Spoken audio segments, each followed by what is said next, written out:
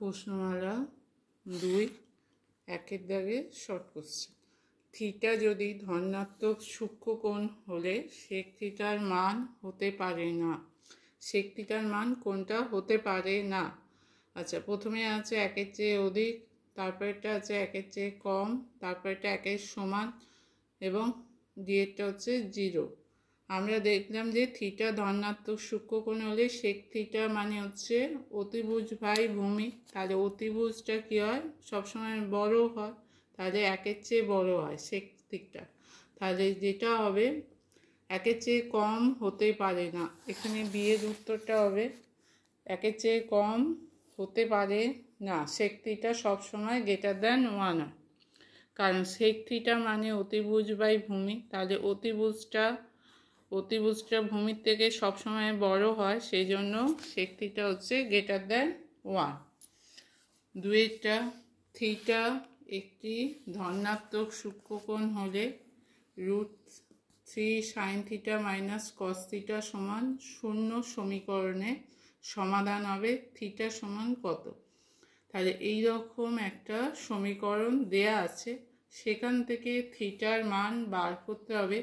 এখানে সবগুলো রেডিয়ানে দেয়া আছে। আচ্ছা, √3 sine theta minus cos theta সমান হচ্ছে 0। তাহলে √3 সাইন থিটা সমান হয়ে যাবে কস থিটা। আমি দুদিকে কস থিটা দিয়ে ভাগ দিয়েছি।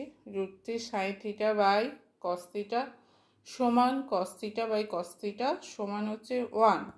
√3 ট্যান থিটা সমান হচ্ছে 1। ট্যান থিটা সমান এই √3টা 1-এর তলায় যাবে, তাহলে 1/√3 সমান হচ্ছে ট্যান 30 ডিগ্রি। তাহলে এই 30 ডিগ্রিকে আমরা যদি রেডিয়ানে করি, তাহলে 30 ডিগ্রি গুণিতক π/180।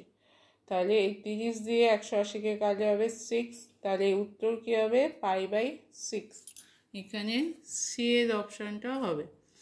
আচ্ছা, 3-এরটা sec square alpha plus cos square আলফার ক্ষুদ্রতম মান। আচ্ছা, sec square alpha plus cos square আলফার ক্ষুদ্রতম মান কী হবে? আমরা sec square alpha plus cos square alpha সমান কী করব? Sec alpha minus cos alpha square plus 2 sec alpha cos alpha. তাহলে এই যে sec alpha minus cos alpha, এইখানে যদি আলফার মান 0 বসাই তাহলে এইটা 0 হবে, π/2 বসালেও 0 হচ্ছে। তাহলে আলফার মান সবচেয়ে কমের জন্য 0 হচ্ছে আর সবচেয়ে বেশির জন্য 0 হচ্ছে। এবার এর মধ্যে plus 2 sec alpha into cos alpha, তাহলে সমান হচ্ছে এটা সেক আলফা কস আলফা কী হয়? সেকটা 1/cos, তাহলে কস আর কস কেটে গিয়ে 2 হয়ে যাবে। তাহলে সেক আলফা কস আলফার গুণফল কী হয়? 1 হয়। তাহলে 2 গুণিতক 1 প্লাস 2। তাহলে এখানে sec square alpha plus cos square alpha সমান হচ্ছে 2 plus sec alpha minus cos alpha square. এবার ক্ষুদ্রতম মান, সবচেয়ে কম মানটা কত? এখানে আমি যদি 0 বসাই, সেক আলফা কস আলফা যদি 0 হয়, তাহলে ক্ষুদ্রতম সবচেয়ে কম মানটা হবে 2।